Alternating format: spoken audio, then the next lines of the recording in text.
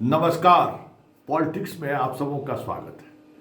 और आज हम पॉलिटिक्स में बात मोदी के या बीजेपी की उस पॉलिटिक्स की कर रहे हैं जो पॉलिटिक्स कहीं न कहीं पटेल, वल्लभ भाई पटेल से प्रेरित होता हुआ दिख रहा है। या यूं कहे कि वल्लभ भाई पटेल के उस ऑपरेशन को संघ, बीजेपी और मोदी ने भी स्वीकार किया है, जिस ऑपरेशन के सहारे पटेल ने राजा रजवाड़े जो उस दौर के थे उनको जिस तरीके से पटाया और फिर सटाया और उसके बाद फिर बाहर का रास्ता दिखाया, कमोबेश उसी रास्ते पर संघ, बीजेपी और मोदी चल रहे हैं। जी हां, जिस वक्त देश आजाद हुआ था और आजादी के बाद जो राजा रजवाड़े बचे हुए थे, 500 से अधिक राजा रजवाड़े थे, उसमें से कई राजा रजवाड़ा बड़ी मजबूत राजा रजवाड़ा था। जयपुर मान सिंह का, जो है आपको ग्वालियर, माधवराव सिंधिया के परिवार, इस तरीके के जितने राजा रजवाड़े थे मजबूत, उन सब लोगों को सत्ता का स्वाद लगा हुआ था, पावर का स्वाद लगा हुआ था। मान नहीं रहे थे कि हम विलय करेंगे। उसमें कई राजघराने को उन्होंने उस समय वहीं का राज्यपाल बना दिया। राजस्थान का, मध्य प्रदेश का, बहुत सारे ऐसे राज्य हैं जहां का राज्यपाल उनको बना दिया गया, उस समय के जो मजबूत राजा थे। और वो जब तक जिंदा रहे वो राज्यपाल रहे। लेकिन जैसे ही उनकी मृत्यु हुई, उनके बेटे को राज्यपाल नहीं बनाया गया। बात समझ में आई? ठीक संघ और बीजेपी अपना जो विस्तार किया पूरे भारतवर्ष में, तो शुरुआती दिनों में ऐसी पार्टियों को अपने साथ लिया जो सत्ता में थी या सत्ता की तरफ बढ़ रहा था, उसके साथ वो खड़े रहे, उनके अनुसार चलते रहे। और बाद में उन्होंने क्या किया, एक एक उदाहरण के सहारे समझिए। महाराष्ट्र, सबसे पहले बाला साहब ठाकरे के सहारे वो महाराष्ट्र में प्रवेश किया और धीरे धीरे धीरे धीरे धीरे धीरे बाला साहब ठाकरे के प्रभाव में अपनी पार्टियों का विस्तार वो करते रहे। जैसे ही बाला साहब ठाकरे का देहांत हुआ, उनके बेटे का सत्ता को वो स्वीकार नहीं किया और फिर क्या हश्र हुआ सब आपके सामने में। महाराष्ट्र में दूसरा वो प्रयोग शिंदे के साथ किया। शिंदे के साथ क्या हुआ सब आपके सामने है। इस तरीके की जितने पॉलिटिकल पार्टी थे, पंजाब में देख लीजिए, अकाली दल के सहारे वो पंजाब में प्रवेश किए, प्रकाश सिंह बादल तक सब कुछ ठीक ठाक रहा। लेकिन जैसे ही सेकंड पीढ़ी पर आया, बीजेपी और संघ कसना शुरू कर दिया। और आज स्थिति यह है कि पंजाब में भी बीजेपी की सरकार बन जाए तो कोई बड़ी बात नहीं है। मतलब इनका चरित्र यही है पॉलिटिक्स का, कि पहले प्रवेश करो किसी तरीके से, किसी के सहारे, फिर धीरे धीरे धीरे उसी को खा जाना है। आप हरियाणा ले लीजिए। हरियाणा में क्या हुआ, चौटाला परिवार के सहारे सरकार बनाई, चौटाला परिवार के सहारे अपना विस्तार किया और धीरे धीरे पूरे चौटाला परिवार को इसने खत्म कर अब स्वयं भी खुद बीजेपी वहां सरकार चला रही है। बिहार में अभी ये प्रयोग जारी है। बंगाल फतह कर दिया। ममता बनर्जी कांग्रेस और सीपीआई, मतलब वामपंथी पार्टियों को खत्म करने के लिए बीजेपी के साथ मैदान में उतरी। आज बीजेपी ही दबा दिया। बीजू पटनायक का देख लीजिए, खेल खत्म। तो ये इनकी शैली है। ये कहीं न कहीं वल्लभ भाई पटेल के उस शैली से इन्होंने इस शैली को डेवलप किया है कि पहले जगह तो बनाओ, पहुंचने की जगह बनाओ, फिर बैठने की जगह बनाई जाएगी। और जब हम बैठ गए तो फिर बगल वाले को उठाने की व्यवस्था करो, और जब मौका मिले उस कुर्सी पर खुद बैठ जाओ।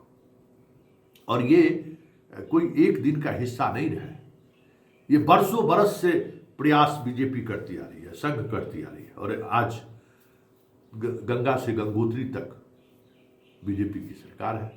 सभी जगह आप देखिए, जहां कहीं भी इन्होंने गठबंधन के सहारे प्रवेश किया, कर्नाटक से लेकर सभी जगह धीरे धीरे गठबंधन के साथी को हाशिए पर ढकेलते ढकेलते अंततः पूरी राजनीति से उसको बाहर कर दिया। बंगाल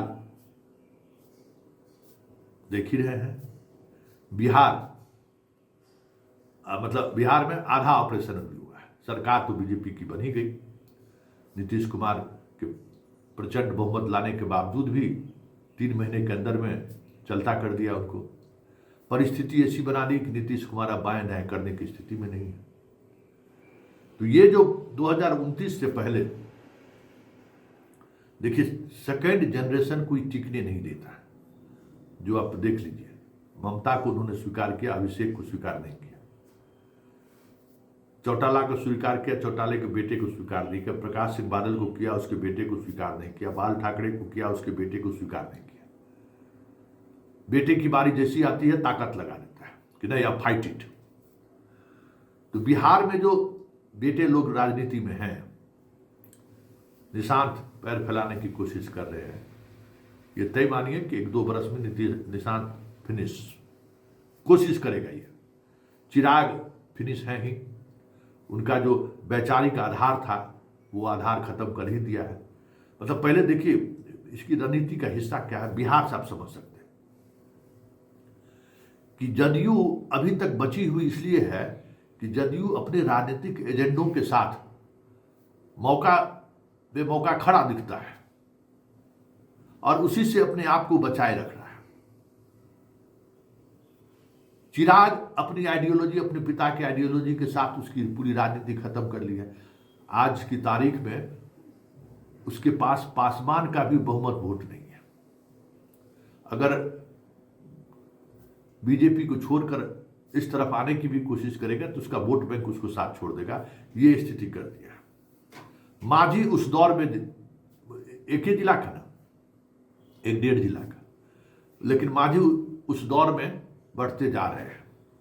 मांझी का जो विस्तार था वो विस्तार धीरे धीरे धीरे धीरे कम होता जा रहा है। एक रणनीति के तहत बाहर निकलने नहीं दे रही है मांझी को।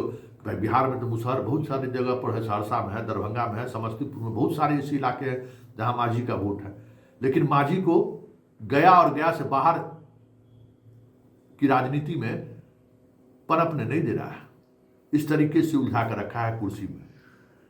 पद चाहिए ना, मंत्रालय चाहिए ना, दे रहे, चुपचाप अपना काम करिए। यही चिराग के साथ कर रहा है।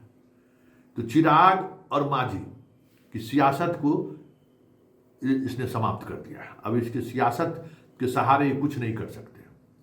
इनका वोट बैंक भी धीरे धीरे खिसक रहा है। मांझी गया में जीतन राम मांझी के आने से पहले ने सांसद रह चुका है इनका। तो मांझी की सियासत को भी ये आत्मसात कर चुका है, पासवान की सियासत को भी आत्मसात कर चुका है। और अब बचा है निशांत की राजनीति का, जो राजनीति को आने वाले 2 वर्षों में इस तरीके से समाप्त कर देगा कि नीतीश कुमार का जो वोट बैंक है वो बीजेपी के साथ शिफ्ट हो जाए। राजनीति उसी दिशा में चलेगी। और जैसे ही शिफ्ट हुआ तो फिर आमने सामने की लड़ाई आरजेडी और भाजपा के बीच होगी। तो फिर जो बंगाल में हुआ है, जो यूपी में होता आ रहा है, जो मध्य प्रदेश में हो रहा है, जो राजस्थान में हो रहा है, यही ऐसा ही होगा बिहार में भी। क्योंकि उसने उस राजनीति को पहले खत्म किया है जिस राजनीति के सहारे क्षेत्रीय दल को बल मिलता था। चिराग हनुमान बन गए, उनकी वो राजनीति जो सेकुलरिज्म की राजनीति थी वो खत्म हो गया। पासवान, मुसलमान और कुछ सवर्ण मिलाकर वो सीट जीत लेते थे। वो राजनीति खत्म हो गई। अब कोई ताकत नहीं है कि उस ताकत के सहारे वो कभी बीजेपी को चुनौती दे। सरदम गच्छामी हो गए। अब इस बार जितनी सीटें दी हैं कम सीट देने कहेगा, कितना सीट पर काम करिए, ये सारी चीजें चलेंगी। इसी तरीके से मांझी को देख रहे हैं, मांझी जब से मंत्री केंद्र में बने हैं, मंत्री बना दिया है, लेकिन बाकी सारी चीजें धीरे धीरे धीरे धीरे धीरे बिहार की राजनीति में उनका कद छोटा करता जा रहा है, ताकि जब इनको हम हाशिए पर पहुंचाए तो इनके समाज को कोई सहानुभूति नहीं हो। यही है नीतीश, मांझी और चिराग को लेकर ऑपरेशन लोटस। जो लोटस, ऑपरेशन लोटस उन्होंने पूरे देश में सफलतापूर्वक अंजाम तक पहुंचा दिया है। अब बारी बिहार की।